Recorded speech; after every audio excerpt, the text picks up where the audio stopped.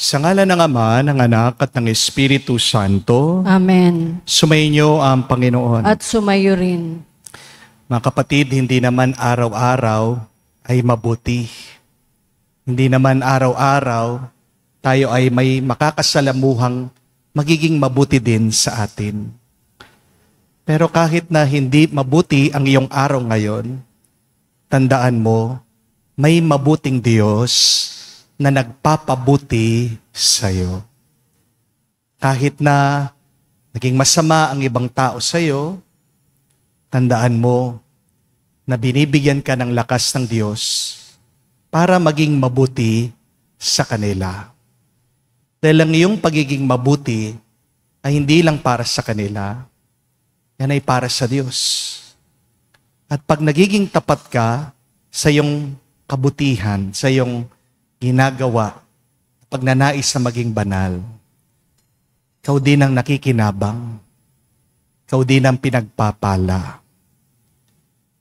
Hingin natin ang tulong ng Diyos, maalaala natin ito, that though not every day is good, that though not everybody will be good to us, that though we may not always feel good, we must remember we have a good God who blesses us with goodness.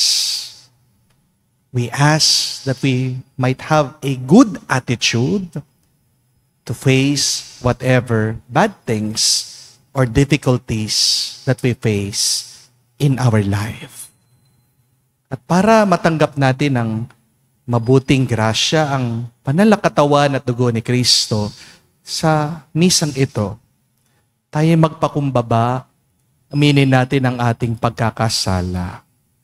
Sabihin natin, inaamin ko. Sa makapangyarihang Diyos at sa inyo mga kapatid, na lubha akong nagkasala sa isip, sa salita at sa gawa, at sa aking pagkukulang. Kaya sinasamo ko sa mahal na Birhen Maria, sa lahat ng mga anghel at mga banal, at sa inyo mga kapatid na ako ipanalangin sa Panginoong ating Diyos.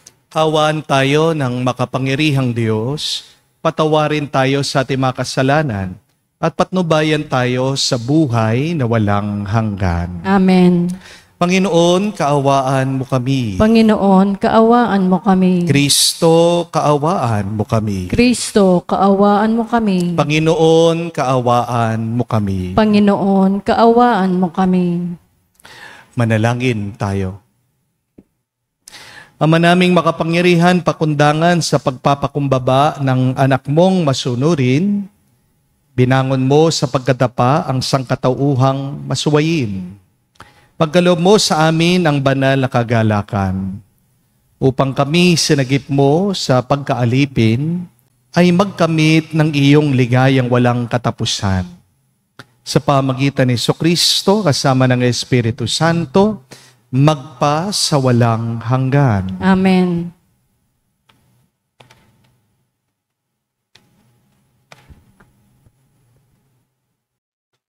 Pagbasa mula sa aklat ng Henesis. Noong mga araw na iyon, gumising ng gabi, ringyaon si Jacob at itinawid sa ilog Habok ang dalawa niyang asawa, 11 anak at 2 aliping babae. Pagkatapos, itinawid ang lahat niyang ari-arian at mag-isang nagbalik sa kabila. Doon nakipagbuno sa kanya ang isang lalaki hanggang magbubukang liwayway. Nang maramdaman ng lalaki na hindi niya magagapi si Jacob, pinalo niya ito sa balakang at ito'y nalinsad. Sinabi ng lalaki, "Bitiwan mo na ako at magbubukang liwayway na. Hindi kita bibitiwan hanggat hindi mo ako binebendisyonan," wika ni Jacob. Tinatanong ng lalaki kung sino siya at sinabi niyang siya'y si Jacob. Sinabi sa kanya ng lalaki, "Mula ngayon, Israel na ang itatawag sa iyo, hindi na Jacob, sapagkat nakipaglaban ka sa Diyos at sa mga tao at ikaw ay nagtagumpay. Ano pong ngalan nyo? Tanong ni Jacob. Bakit gusto mong malaman? Sagot ng lalaki. At binasbasan niya si Jacob. Sinabi ni Jacob, nakita ko ng mukhaan ang Diyos, gayon may buhay pa rin ako. At tinawag niyang Peniel ang lugar na yon. Sikat na ang araw nang umalis siya roon at pipilay-pilay na lumakad. Iyon ang dahilan kung bakit hanggang ngayon hindi kinakain ng mga Israelita ang litid ng pigi ng hayop, sapagkat iyon ang bahaging napilay kay Jacob. Ang salita ng Diyos. Salamat sa Diyos. Yamang ako ay matuwid, ang mukha mo'y mamamasid. Yamang ako'y matuwid, ang mukha mo'y mamamasid. Dinggin mo po, Panginoon, ang tapat kong panawagan. Poon, ako ay dinggin mo, sa daing ko natulungan. Pagkat ako'y taong tapat, di nandaya kailanman. Kaya ako'y sumasamong, dalangin ko ay pakinggan. Yamang ako'y matuwid, ang mukha mo'y mamamasid. Hahatol ka sa panig ko, sa pasya mong ibibigay, pagkat iyong natanto ang tunay na katwiran. Ang tibukin ng puso ko ay lubos mong nababatid. Sa piling ko, naroon ka kahit gabi nagmamasid. Ako iyong sinisiyasat, nasusumpungan mong matuwid. Tapat akong mangusap, ang layunin ay malinis. Yamang ako ay matuwid, ang mukha mo'y mamamasid.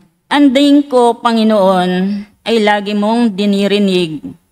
Kaya ako'y dumudulog at sa iyo humiibig. Sa amin ay ipadama, iyong banal mong pag-ibig.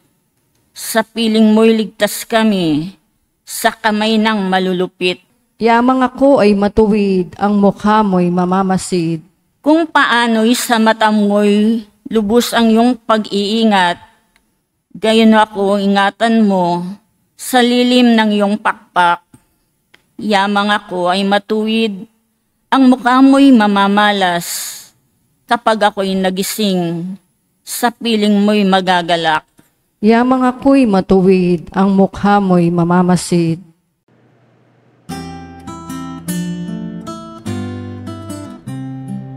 Alleluia, alleluia, alleluia, alleluia, alleluia, alleluia, alleluia, alleluia, alleluia, alleluia, alleluia. Ako'y pastol na butihin, kilala kong tupang akin. Ako'y kilala nila rin. Aleluya, aleluya. Sumainyo ang Panginoon. At sumainyo rin. Ang mabuting balita ng Panginoon ayon kay San Mateo. Papuri sa iyo, Panginoon. Nung panong yun, dinala kay Jesus ang isang piping inaalihan ng demonyo. Pinalayas ni Jesus ang demonyo at nakapagsalita ang pipe. Namangha ang mga tao at sinabi nila, kailan may walang nakitang katulad nito sa Israel. Datapwat sinabi ng mga Pariseo, ang prinsipe ng mga demonyo ang nagbibigay sa kanya ng kapangyarihang magpalayas ng mga demonyo. Nilibot ni Jesus ang mga bayan at nayon at nagturo sa mga sinagoga. Pinangaral niya ang mabuting balita tungkol sa paghahari ng Diyos. At pinagaling ang mga may sakit. Anuman ang kanilang karamdaman, nang makita niya ang napakaraming tao, nahabag siya sa kanila, sapagkat sila'y lito at lupaypay, para mga tupang walang pastol. Kaya't sinabi niya sa kanyang malagad, sagana ang anihin, ngunit kakaunti ang mga mag-aani. Idalangin niyo sa may-ari ng anihin na magpadala siya ng mga manggagawa sa kanyang aanihin. Mga kapatid, ang mabuting balita ng ating Panginoon. Pinupuri ka namin, Panginoong Jesucristo. Magandang araw po muli sa inyong lahat. Magandang araw po, Father. Just because you think you are good, people will be good to you. Hindi dahil ikaw ay mabuti, magiging mabuti na rin ang ibang tao sa'yo. Hindi rin dahil mabait ka, magiging mabait din ang iba sa'yo. Amen? And this is the sad reality. We try to be good to others, and yet people are ungrateful. We try our best. We sacrifice. We help others. And yet other people are not willing to sacrifice for us. Some people will not help us when we are also in need. Minsan ikaw na nga ang tumutulong. Wala pang pasalamat ang ibang tao sa'yo. Ikaw na nga ang nagmamagandang loob. Wala pang utang na loob ang ibang tao sa ginawa mo. Kahit na nagmahal ka, sasaktan at sasaktan ka pa rin ng iba. Kaya nga po, huwag niyong iisipin na dahil tapat kayo sa inyong asawa, na hindi ka na niya lolokohin. Kahit na masipag ka sa iyong trabaho, minsan, hindi tama ang pasweldo ng boss mo sa iyo. Kahit na naging mabuti kang estudyante, nag-aaral ka naman ng mabuti, may mambubuli pa rin sa iyo. May favoritism ang teacher mo. Masaklap, hindi ikaw ang favorite ang gusto niya. Di po ba? Kahit nga po ako, naranasan ko din yan sa parokya. Nagsisipag ako, ginagawa kong kaya ko para mapaganda ang simbahan. Pero nakakarinig pa rin ako ng chismis tungkol sa akin. Meron pa ring taong ayaw sa akin. May naninira sa akin. Sometimes, the good that you do will not come back to you. Sometimes other people will not reciprocate the goodness that you do. Unfair po, no? Pero bakit ganito? Kasi masama ang mundo. This is the evil of the world that we live in. Ang kasamaan ng mundo ay ito. Kahit na nagiging mabuti ka, meron pa rin mga ibang taong magiging masama sa'yo.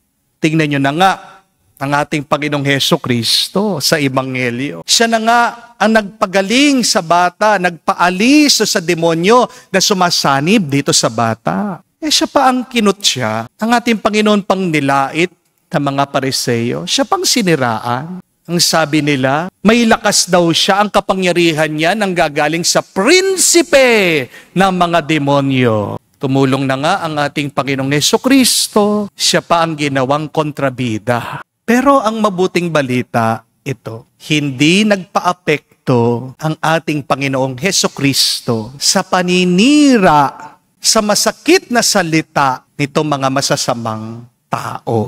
Kahit na hindi siya pinasalamatan sa ginawa niyang kabutihan, pinagpatuloy pa rin daw niya yung kanyang misyon. Nagturo pa rin siya sa ibang nayon at bayan, at nagpagaling pa rin siya sa mga may sakit. We thank God for His kindness and generosity. Kasi diba, madalas tayo din mga tao, wala naman tayong utang na loob sa Kanya, pero hindi ito nagiging hadlang para itigil niya ang Kanyang kabutihan, ang Kanyang pagmamahal sa atin. Kahit na gaano katigas ang ating ulo, hindi titigil na tayo'y basbasan at pagpalain ng Diyos. We thank God for His kindness, for His generosity, for His holiness. Hindi nalungkot ang ating Panginoong Jesucristo dun sa masamang ginawa ng ibang tao at sa masamang ginagawa pa rin natin sa Kanya hanggang ngayon. Pero ang tanong, bakit? Ba't kay buti ng Panginoon? Ba't nagpapatuloy pa rin siya sa Kanyang pagmamahal? Kasi yung ginagawa niya, hindi lang naman para sa kanyang sarili. Ito ay para sa kanyang ama na kanyang minamahal. Yung ginagawa niya para sa atin na mahal niya. Naglingkod ang ating Panginoon dahil gusto niyang purihin, gusto talaga niyang sundan ang kagustuhan ng kanyang Diyos Ama. Remember this, every day we will meet people who will not like us, but that is okay. Every day you will meet people who will be bad to you, but you can face them with a good attitude. God has graced you with a good heart. Please face these ungrateful people with a gracious heart. Also understand that if you keep on trying to please people in your life, you will become disappointed and be depressed. Yan ang dahilan ng ating kalungkutan. Bakit ang iba sa atin nawawala ng gana, ayaw na maging mabuti? Kasi dinidepende nila ang kanilang kabutihan doon sa sasabihin ng ibang tao, doon sa reaksyon ng ibang tao. But we have to accept the fact, we have to embrace the truth that you cannot please everybody. Amen? We have to understand that when people look at you, they do not see your goodness. They do not see the good things that you are doing. Because most people will judge us based on their insecurity. Mahirap pasayahin minsan ng ibang tao kahit na ginagawa mo na yung the best mo sa kanila. Ang karamihan kasi ng mga tao, mainggitin. Karamihan kasi sa mga tao, makasarili. Di po ba? And yet, even if it is difficult to please others, the good news is, it is easy to please God. Because nothing is more pleasing to God than doing His will. Bakit po pinapahirapan ang sarili mo? Kung gusto mo man huminto sa pagiging mabuti, kapatid, tandaan mo ito. Kailangan ng mundo ang kabutihan mo. May mabuting tinanim ang Diyos sa iyo. Kahit na ikaw ngayon ay nalulungkot, may sakit, pagod, nalilito, naliligaw, hindi ka sigurado, may kabutihan pa rin na tinanim ang Diyos sa iyo. Others may not like you, but remember, God loves you. And that is what truly matters. Di po ba? Ang mahalaga, mahal ka ng Diyos. Hindi ganoon kahalaga kahit na hindi ka nila gusto. Ang pinakamahalaga, ang Diyos. Gusto ka niya. Mahal ka niya. Amen? Others may hate you, but remember, a lot of other people need you. Kailangan ka ng napakaraming tao. Kawawa naman yung mga ibang tao na kailangan ka. Kung susuko ka, paano na lang sila? Di po ba? To your haters, your good deeds are not good enough. And yet, for your loved ones, your friends, and for God, your good deeds is more than enough. Tandaan po natin ang sinabi ng ating Panginoong Jesucristo, kapag tayo gumagawa ng mabuti, nagliliwanag daw ang mundo. May people see your good work, and through it, you glorify your Father in heaven. Walang nasasayang na kabutihan, tandaan niyo po yan, lahat ay nakikita ng Diyos.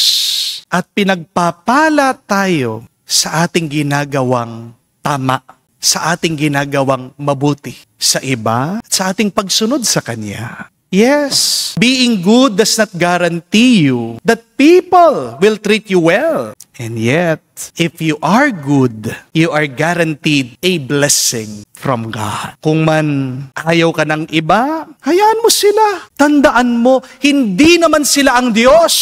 Amen? Bakit palagi kang nakikinig sa kanila? Bakit hinahayaan mo sumakit ang loob mo dahil sa sinabi nila? Hindi naman sila ang gumawa sa'yo. Hindi naman silang nagpalaki sa'yo. Hindi naman silang nagpapakain sa'yo, tumutulong sa'yo, nagbibigay ng pera sa'yo. Di po ba?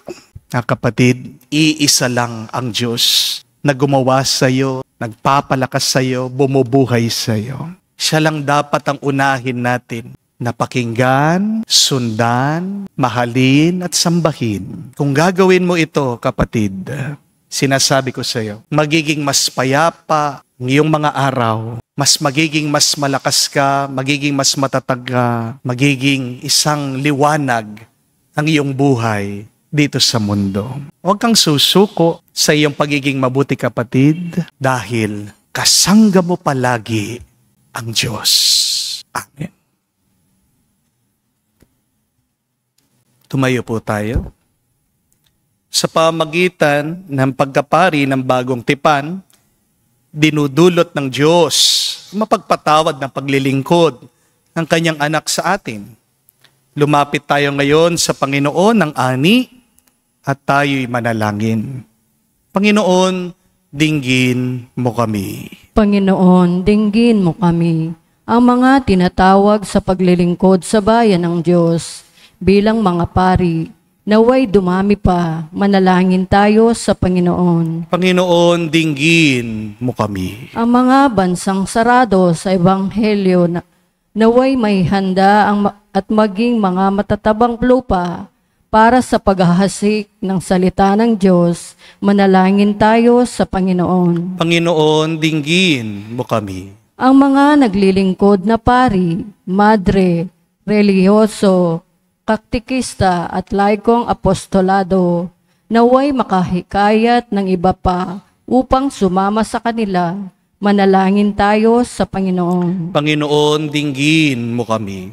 Sa katahimikan po ng ating puso, banggitin natin sa Diyos, sabihin ang ating mga personal na intensyon.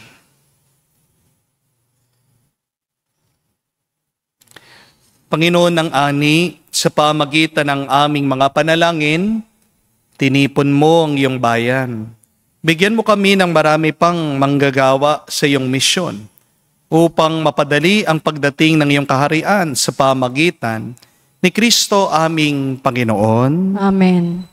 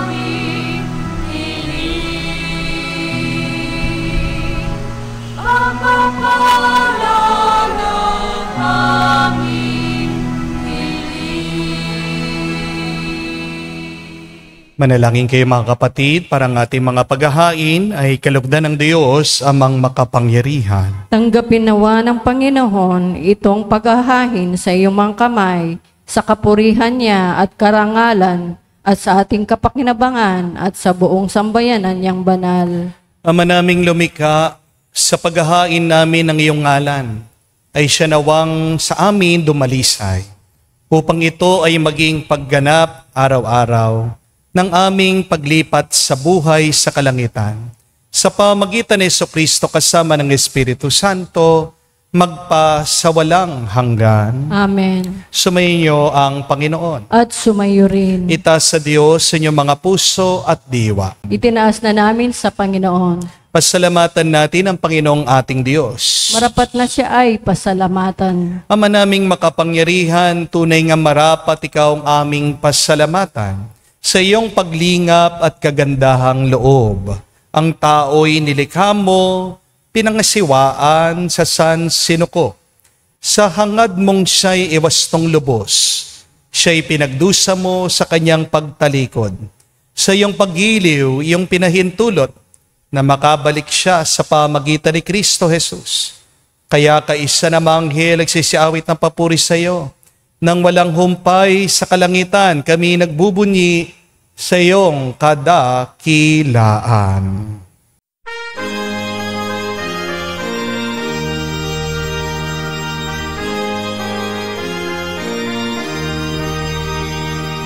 Santo, Santo, Santo, Panginoong Diyos ng mga hukbo. Napupuno ang langit at lupa ng kadakilaan mo. Hosana sa kaitasan, pinagpalang na paninito sa ngalan ng Panginoon. Hosana sa kaitasan, Hosana sa kaitasan. Ama naming banal, ikaw ang bukal ng tanang kabanalan, kaya't sa pamagitan ng iyong Espiritu, gawin mong banal ang mga kaloob na ito, upang para sa amin maging katawan at dugo ng aming Panginoong Hesu Kristo. Bago niya pinagtiis ang kusang loob na maging handog, hinawakan niyang tinapay, pinasalamatan kanya, pinaghati-hati niya iyon, inabot sa kanya malagad at sinabi, "Tanggapin ninyong lahat ito at kanin. Ito ang aking katawan na ihahandog para sa inyo."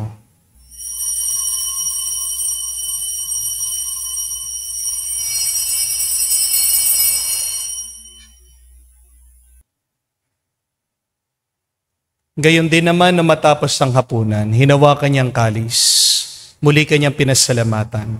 Inabot niyang kalis sa kanya malagad at sinabi, "Tanggapin ninyong lahat ito at inumin. Itong kalis ng aking dugo, ng bago at walang hanggang tipan. Ang aking dugo na ibubuhos para sa inyo at para sa lahat, sa ipagpapatawad ng mga kasalanan. Gawin ninyo ito sa pag-alaala sa akin."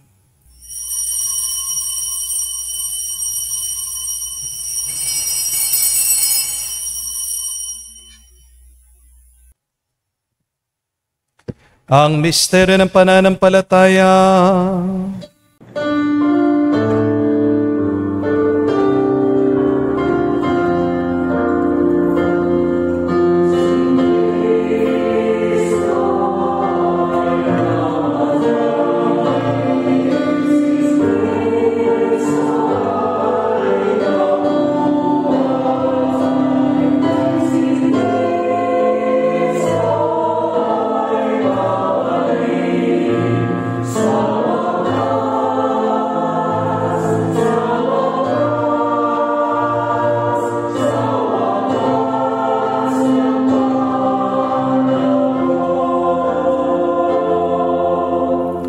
Ang mga ginagawa namin ngayon ng pag-alaala sa pagkamatay at muling pagkabuhay ng iyong anak. Kaya tinialay namin sa iyong tinapay nagbibigay buhay at ang kalis sa nagkakaloob ng kaligtasan. Kami nagpapasalamat dahil kami iyong minarapat na tumayo sa harap mo para maglingkod sa iyo. Sinasamo namin kami magsalo-salo sa katawan at dugo ni Kristo ay mabuklod sa pagkakaisa sa pamagitan ng Espiritu Santo. Amalingapin mong iyong simbahan, laganap sa bundaigdig, puspusin mo kami sa pag-ibig. Kaisa ni Leon ng aming Santo Papa, Florentino aming Arsobispo at ng Tanang Kaparian. Alalahanin mo rin ang aming mga kapatid na nahimlay, na may pag-asang sila'y muling mabubuhay. Gayon din naman lahat ng mga pumanaw. Kawan mo't sila't patuloyin sa iyong kaliwanagan. Kawan mo't pagindapating kaming lahat na makasalo sa iyong buhay na walang wakas. Kaisa na mahal na Birhen Maria, Ina ng Diyos. Kaisa ni San Jose, ang kanyang malwalhating esposo. Kaisa ng mga apostol at lahat ng mga banal na namuhay dito sa daigdig na kalugod-lugod sa iyo. May pagdiwang naman namin ang pagpupuri sa ikararangal mo sa pamagitan ng iyong anak aming Panginoong Jesucristo. Sa pamamagitan ni Kristo, kasama niya at sa Kanya, ang lahat ng parangal at papuri ay sa iyo, Diyos Ama, makapangyarihan, kasama na Espiritu Santo, magpasawalang hanggan. Amen, amen, amen. Sa nakagaling na utos sa turo ni Jesus sa Panginoon natin na Diyos, ipahayag natin ang lakas loob.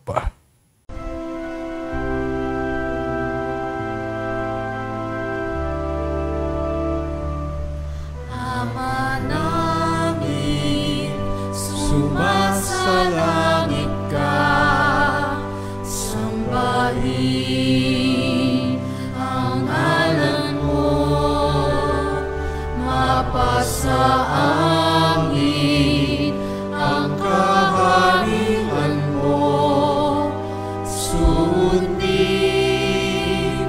ang loob mo dito sa lupa, para nang sa langit. Bigyan mo kami ngayon ng aming kakanin sa araw-araw, at patawarin mo kami sa aming mga sala, para ng pagpapatawad namin sa nagkakasala sa amin. At huwag mo kaming ipahintulot sa tukso, at iadya mo kami sa lahat ng masama. Hinihiling namin kami adya sa lahat ng masama, pagkalooban ng kapayapaan na araw-araw, iligtas sa kasalanan, ilayo sa lahat ng kapamakan, samantalang aming pinanabikan ang dakilang araw ng pagpapahayag ng tagapagligtas naming si Jesucristo. Sapagkat iyo ang kaharian at ang kapangyarihan at ang kapurihan magpakailanman. Amen. Panginoong Jesucristo, sinabi mo sa mga apostol, kapayapaan ang iniiwan ko sa inyo, ang aking kapayapaan binibigay ko sa inyo. Tunghayan mo ang aming pananampalataya at huwag ang aming pagkakasala. Pagkalooban mo kami ng kapayapaan at pagkakaisa ayon sa iyong kalooban, kasama ng Espiritu Santo, magpa sa walang hanggan. Amen.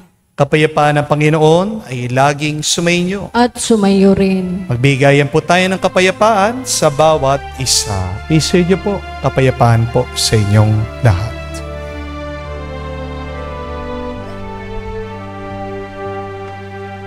Kordero ng Diyos na nag-aalis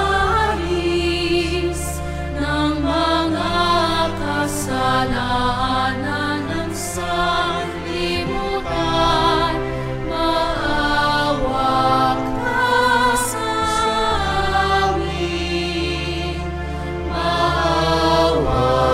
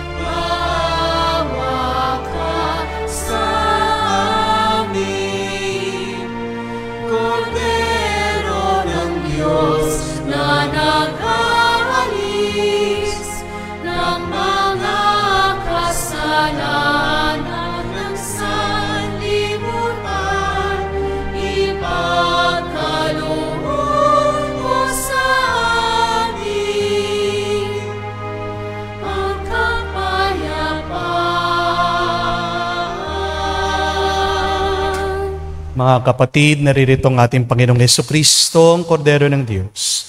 Siya nag-aalis sa mga kasalanan ng sanlibutan. Mapalad tayong lumalapit sa piging ng Kordero. Panginoon, hindi ako karapat-dapat na magpatuloy sa iyo, ngunit sa isang salita mo lamang ay gagaling na ako.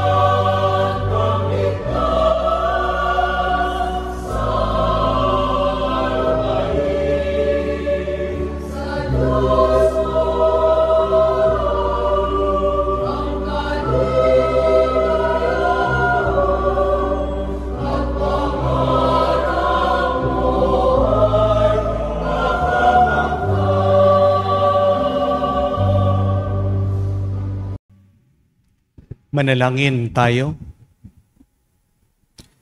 Ama naming mapagmahal, kami iyong pinapakinabangan, ay loobin mong laging lumingon sa pinanggalingan na tinanggap namin ngayon para pagsaluhan. Sa pamagitan ni Jesucristo kasama ng Espiritu Santo, magpasawalang hanggan. Amen. Mga kapatid, muli po paalaala na hindi dahil tayo'y mabuti, magiging mabuti na rin ang iba sa atin. Pero hindi ito dahilan para tumigil tayo sa ating pagnanais na maging mabuti araw-araw. Bakit magpapatuloy ka sa kabutihan, sa pagnanasa mong maging banal?